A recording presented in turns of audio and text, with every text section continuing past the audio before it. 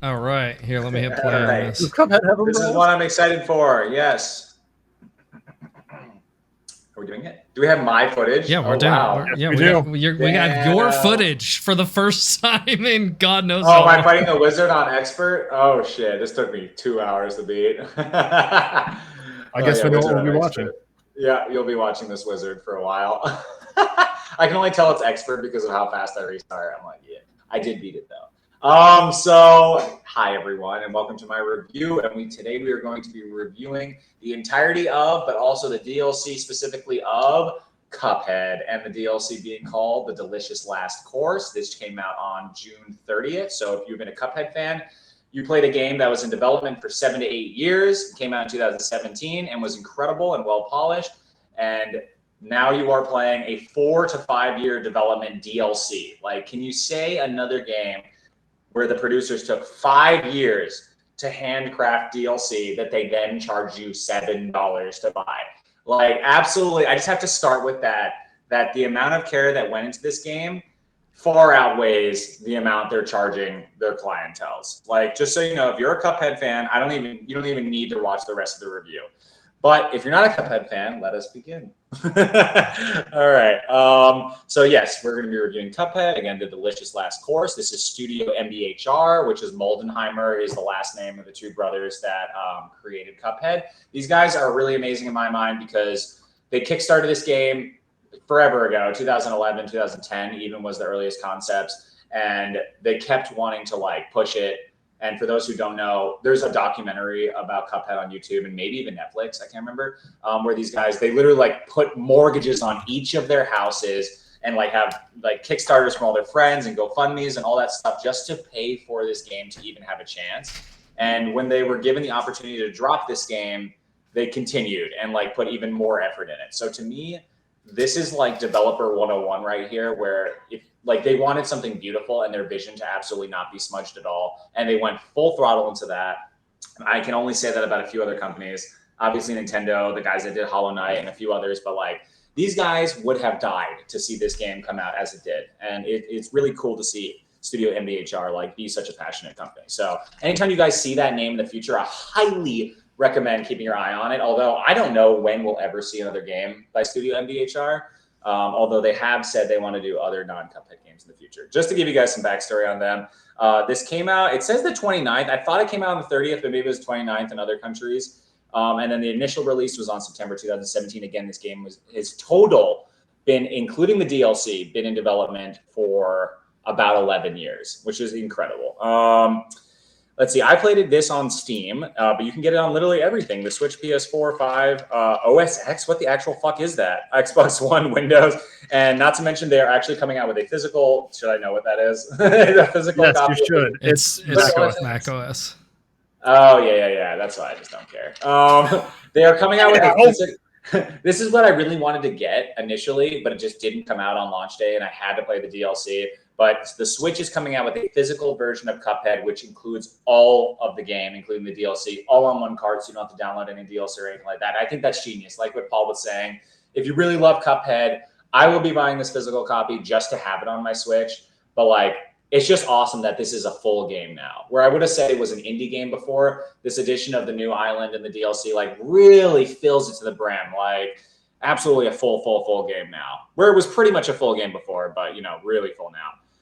Let's cut through all the less fatty parts. What did I like about the game? Okay, let's start out at the beginning here. Cuphead. For those, I'm going to try and make this review as quick as possible, although I could literally take an hour to talk about this game.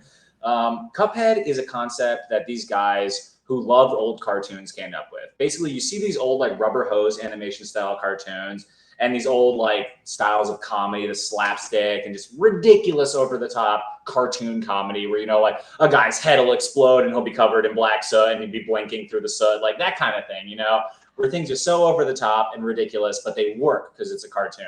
So now these guys took that concept and they're like, what if we literally made a game out of that? And like everything was hand drawn and perfectly framed so that this looks like you're playing a cartoon that you would be watching in the 30s. And they fucking nailed it. Some of these boss fights, I know the floral frenzy boss fight, which is like one of the more famous ones because of the song, which like won awards and stuff like that. This boss, I think, has like 1,200 frames just the boss itself. Like 1,200 individual frames that are all like hand drawn and/or graphically animated by hand. And it's just like such an extent that these people go through just to make such like their vision come through. So if you've never seen Cuphead, just literally go watch the trailer for it and you'll be like, this is the most incredible, unique art style I've ever seen in a game. To where most of the time you punch a bad guy in the face and it like creates an animation and you're like, okay, I'm clearly playing a game, even though it looks really good. Cuphead is literally a cartoon.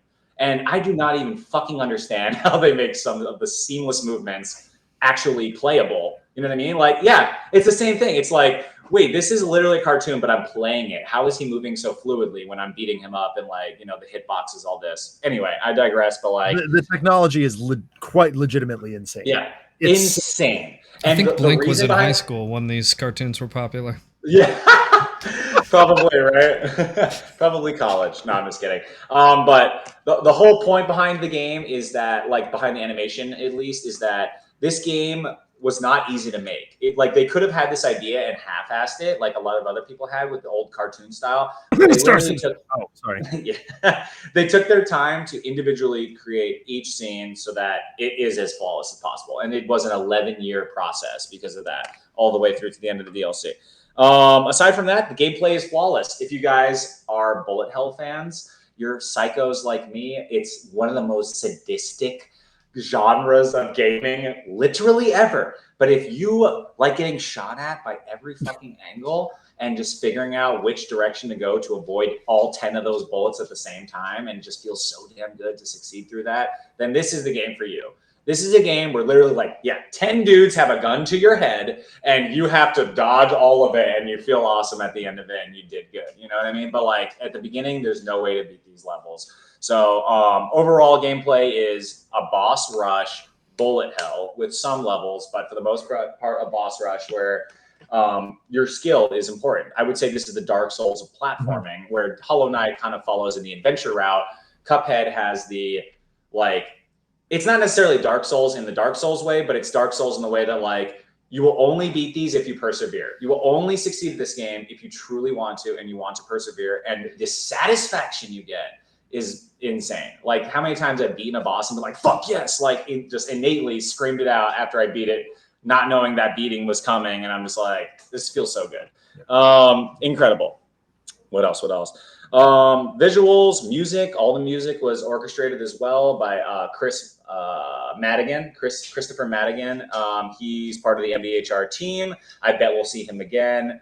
But he's literally just a one-man composer with like a little band they hired and comes up with the most incredible ragtime stuff. Music is flawless in this game. I can't even express. I can listen to that soundtrack on repeat, which is not something I can say from my I can listen to that soundtrack a lot. I'll literally just put it on in my living room when I'm like getting ready and stuff. Yep. How was the story? The story is the only thing that it's kind of Mario-esque. This is the only thing that they kind of just slapped together because they knew that they couldn't have an intricate story for a game like this. So it is Mario-esque in that it's like Save the Princess style, where you get like a story and you do the story and you're done, but there's no like true intricacy to it. And the DLC kind of compounds upon that, where like in the beginning story, you get the devil who like tricks Cuphead and Mugman into basically like doing some task to collect souls for them. And then they beat him in the end. The second one is similar. I won't spoil too much, but Chef Salt Baker, I think his name is, just so well animated also. I can't even express. The DLC also takes a jump up in animation, just a little bit. But he basically tricks you into collecting these ingredients to make like some soul stealing cake or whatever. And then you fight him and win. But it's absolutely incredible. So the story is literally a cartoon. Speaking of which, the Cuphead cartoon came out coinciding with this game. I don't know if you guys knew, but in the last month, I believe, the Cuphead TV show came out on Netflix. It's on Netflix. I watched it and was a little weirded out. You have to check that out. Yeah, you need to check that out. Part of me is like, it's a 20s style cartoon. And it's really like, hey, Mugman, I'm fast talking and it's fun and the animation's really good. And the other part of me is like, this is still a really kids cartoon. And then the third part of me is like, why am I looking at Cuphead if a gun isn't coming out of his hand and he's killing a boss? So like, I both think it's an awesome show and think it's kind of kiddie, and also think it doesn't need to exist at the same time, basically because like, it's like with a Donkey Kong show, you know what I mean? Like, oh, Donkey Kong show, that's great. But like, can I play a platformer while I watch that show? Because that's really why I like Donkey Kong, you know what I mean? Like to me, that's why I like Cuphead, because of the game. So not hating on the show. I definitely think it's worth trying. I was interested, but I was also really tired when I watched it. But I would check it out just because it exists. It was made by a different team than MBHR also, but it was given like producer rights.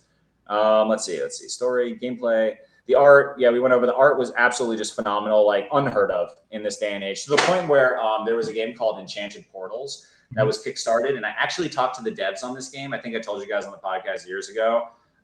It's been like 2 years in development, maybe 3. It's almost like it's not a clone, but it is kind of ripping off Cuphead a little bit in how it looks and feels, and it is a bullet head and a boss rush.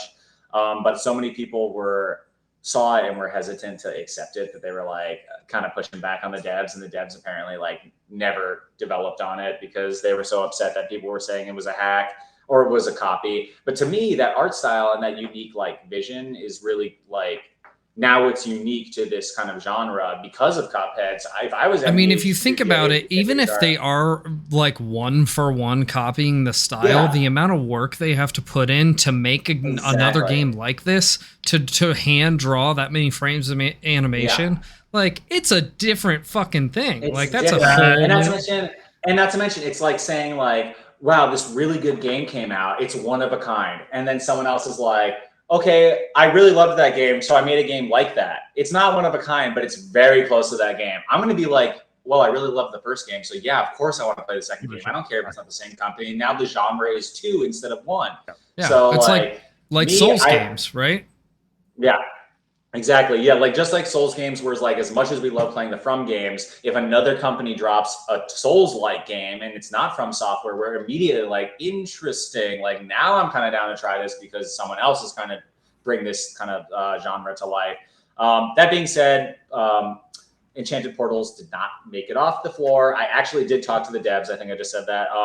And I was like, if you need play testers or any kind of like marketing people or anything to push your game, I would love to do that. And that was over 2 years ago, and they talked to me a little bit, but they've been saying it's been on hold. And then I looked up a YouTube video recently that basically said the bad publicity kind of like pushed the game down really hard. It's not dead, but like it really sucks because as soon as I saw it, my first instinct wasn't Cuphead ripoff. It was, yes, more bullet hell, old school vibe. I was like, I don't care if it's worse than Cuphead in literally every way. I still want to play it. That being said, so basically it's a hard genre to follow because of how unique it is. Like, in how this game is so unique that as soon as someone sees something similar, they're going to be like, oh, you're ripping off Cuphead? No. And it's like, what? Cuphead ripped off it's not Contra? Like Cuphead invented the bullet hell. Exactly. You know what I mean? Like, yeah, Contra? Cuphead ripping off like Gradius, you know? Yeah, Gradius and shit. And people are like, oh, but that's the thing. So there was the video I watched on YouTube talking about like a time variant. So there's like one called like Crone Man or something like that literally looks like Hollow Knight, but it's not coming out till this year. And it's a roguelike adventure, a Metroidvania, and it literally looks exactly like Hollow Knight. But the guy was like, notice how this game like is Hollow Knight, but it's coming out 5 years later, so no one is calling it a clone. These people were like, Enchanted Portals, you're coming out next year after Cuphead's release. You're cloning Cuphead. And then everyone's like, dude, there's like 100 Mario clones that were never ridiculed. Like, I think it's just so ridiculous. But what it does say to the testament of Cuphead is that it's such a powerful juggernaut that like the slightest inkling of copying like makes people like up in arms. They're like, holy shit, no, this is our game. And I do respect that. It's a very powerful fan base for this game. So it says something about it at the least. Although I do wish there was the capability for more like copycats, honestly. Let's see. Art, music, sound design is really on point. Like everything you'd expect to hear is there. Every boop, every shot, every blip, every bloop. Also, the gun sounds like move really well with the songs, so you don't feel like any of the interactive sounds, like shooting or bad guys dying or enemies attacking you or anything like that, interrupt the song at all or interrupt any of that. Like everything flows very well. Bad guy sound effects are absolutely incredible. Like you hear like that, it's like why yada, like all that kind of crazy like 20s stuff. And it all sounds like period appropriate for the style, which is awesome. It's very modulated, but like it's basically the only thing I wish they had done, and maybe they did, I don't know, is use old timey microphones. Yeah, I think they like the old tin cans, like I do feel like they undistilled some of the sounds. I know they did that with the visuals, but I'd be curious to know how they did with the sounds. But like, I feel like every time they looked at a scene, they were like, is this period appropriate? Like, is this something that would have been made in a cartoon? I can't help but feel like just like everything I see like feels like so visually and like audibly, I can't even speak, appropriate. You know what I mean? Like they really did put their care into it. But yeah, that's interesting. I'm looking at it. Yeah. Let's get some facts. Let's see what else. Sound. How long did it take me? So this is the funny part about Cuphead. It's one of the hardest games ever made. The DLC took me about 4 to 5 hours, and now I'm just to beat. And now I'm working on it on expert, and I think I'm 4 hours into expert, and I have 2 bosses left. So I'm going to say the DLC is about 10 to 15 hours worth of content, honestly. And then the main game, I beat in 25 hours on my first playthrough, which is like pretty good for a platformer. Now I can beat that game in an hour and a half. So it really is a scale of like intensity grading. Like some of these bosses I now can't do poorly on, but that made me like take 50 attempts to beat in the first place. And now I can't lose once. It's one of those games where like you really learn it. Like all these bosses, like Paul, you were like, maybe you should fight an easier boss. And I was like, nah, I just gotta like try and just like fight the same boss over and over again until you like learn slightly or more and more slightly at a time. I can't even speak tonight. Words are hard. But you know what I mean to say. And eventually you learn how to get through all these sequences. And that's just what's so cool about Cuphead. There's like no way to beat it right away. Just like a Souls-like, you're like, I'm gonna just kill this boss. It's like, no, you're not, because you don't understand how this boss works. You don't know his sequences and all that. Which I appreciate, because like you go into a Mario game or some easier game and it's like, yeah, I'm definitely going to be able to beat this boss. Probably won't lose a health. It's like, whatever. The game is so easy. I'm just going to have to figure it out. But like these Souls-like and Cuphead-like games, it's just like, it really expects you to learn, and it will beat you. It will fuck you up because you can't learn right away. And I think that's beautiful. I think that's an amazing way of gameplay. Like you shouldn't be able to just beat something right away. If Cuphead was a game where you could beat every level right away, it would be a 30-minute long game with no replay value. And you know what I mean? Yeah. Like, it doesn't feel like it totally negates the same thing by being easy. Let's see. Oh, was the game difficult? Cuphead is one of the hardest games of all time, in my opinion. I think it's the hardest new platformer. I think that Contra and other games with 1 health are still harder. I will say there's a new item that gives you 1 health in this game, which is fucking awesome. I forgot to mention that the DLC brings a few more charms and weapons that kind of enhance they either give you an easy mode or a hard mode, and I really like both of those options. There's like a weapon that gives you all the guns at the same time. Like every time you shoot, it changes the gun. Oh, wow. It's sick. It's really cool. Yeah. So basically just shoot until you get the gun you want. Instead of just having 2 guns equipped and switching between the 2, you can have any gun. And it has like all the charms equipped at the same time. It's like OP mode. And that's from the DLC. And then there's also like the hard one, which is like that, but you have 1 life.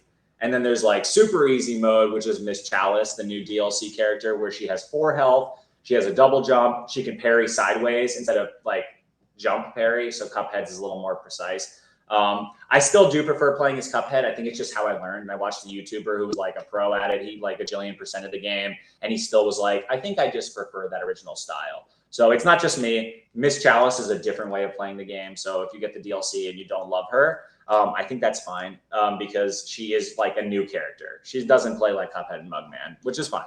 And then would I play a sequel? Like, are you fucking kidding me? I've been waiting for this DLC for 5 years. I would play anything that Studio MDHR made.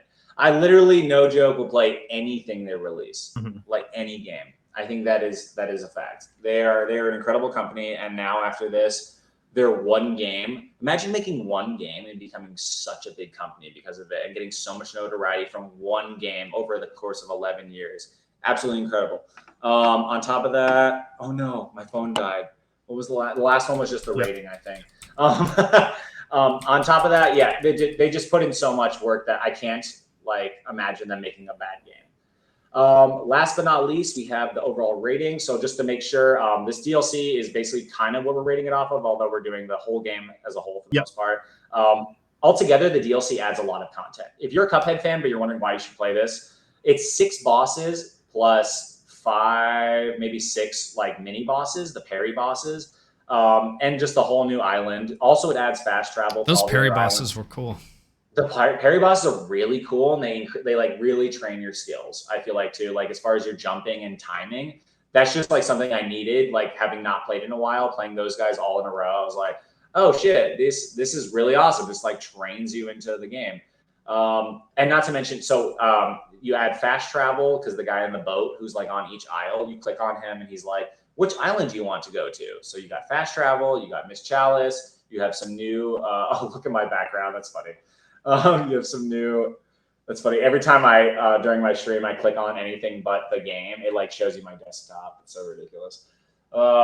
Yeah, the game is, I forgot what I was saying. It's just amazing. It's absolutely worth the money. You're paying $8. You're paying $8 for this DLC. There's a package on Steam, $26 for all of it. I can't express how worth it that is. If you haven't played Cuphead, that's just a no-brainer. I'm sure on G2A you can get this for cheaper. And of course, I believe it's going to be $30. We will get a physical copy for the Switch in the near future, like this month, I think. I haven't seen it, but they said it was supposed to come out with the DLC, so I'm guessing any minute now we're going to get that. Overall, no matter what you're paying, this is worth it. I'd pay $100 for this game, even though it's so small for me now, and I still think it was worth it. For overall rating and impression, it's really hard with this game. I would say the DLC only enhances the score. So I would give the base game. Here's the thing. What don't I like about this game? Like literally nothing. It's really hard because like some of the weapons are just not for me, so I can't really hold points against it. You know what I mean? And some of like the mechanics are just not for me. But then the game gives you options to not use those. So it's really hard to say like this holds me back when there's another way to play for every single player. I'm gonna be straight up here. Overall rating and impression, probably a 9.9. I'm not even kidding. I think this game is that good. I think that without the DLC, it's probably a 9.8. I'd probably give it a 9.9 with the DLC because although it could be a flawless 10, there are still like some things that are like, ugh, kind of grueling and tough to get through. But again, part of the game and part of like how the game experience is, so you can't really hold it against them. Like just because some things are grueling and tedious doesn't mean it's like bad. Like that's what the game is expecting of you. So I would say this is a near perfect fucking game, only made better by the DLC. Yeah. For $8, if you already have the game, go enjoy 10 more hours of incredible content. 9.9, Lord Yeshua said it himself. This is one of my favorite games of all time. It's literally in my top 10 games of all time. Cuphead. It's in mine too. I've never beaten it. I'm god awfully terrible at it. And that's the other thing. I still have to rate it at like a 9.6. It's so fucking good. So good. Here's the other thing. If you do love this game enough to beat it, and I'm not saying everyone can beat it, and it has nothing to do with you as a gamer or anyone, but when you finally beat this game, it's just such a self-satisfaction reward. And then when I finally beat this game on Expert and I saw that 200% on Cuphead, I was like, I am a gamer. This game made me a better gamer. Like I can handle hard games. That's how I feel about Souls games. I feel like they legitimately made me a better gamer in general. Yeah. When I tell people I beat Elden Ring, they're like, oh shit, I didn't get past the first boss. And I'm like, yeah, that's right. That's right. That's how I feel about Cuphead, where people are like, you're playing this on Expert? I'm sorry, what? And I'm like, yeah, I don't know what to tell you. This is the best game and I don't want to stop playing it. And that's how I feel, even though this game may be out of content now. And the rumor is there is actually more data mining being done in this game. And it has more quality of life enhancements that could be patched in the near future. This is just from like data miners and leakers and stuff like that. Maybe not. If this is all the data I get and this is all the updates I get, this game is a 9.9 in my heart and I will never stop playing it. Even if the DLC never came out, I would still go back to this game all the time. Yeah. Absolutely a must buy for platformer fans. If you're into hard games, must buy. If you like aesthetically and musically pleasing games, a must buy. Even if you like Mario, a must buy, honestly, just because of the concept. Or simply if you are a fan of classic cartoons. Literally, I will watch streamers play the bosses sometimes because then I can actually look at the entire scene. Because like when you're in it, like you're like, holy crap, and then you don't have time to process because so much is going on.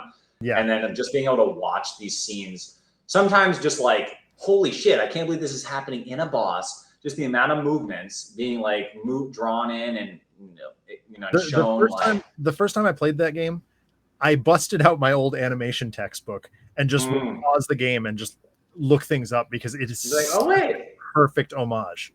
It is really a perfect homage.